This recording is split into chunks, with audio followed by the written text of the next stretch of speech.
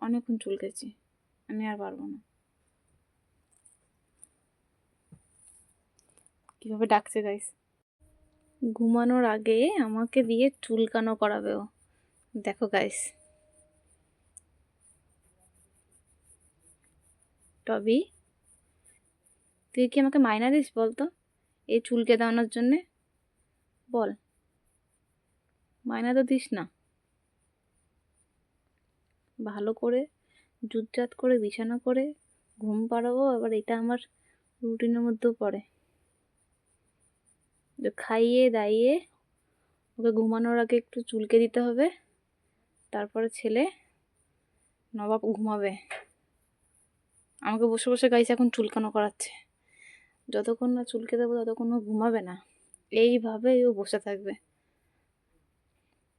এদিকে তাকাও শোনা, একবার তাকিয়ে দাও, এদিকে তাকাও।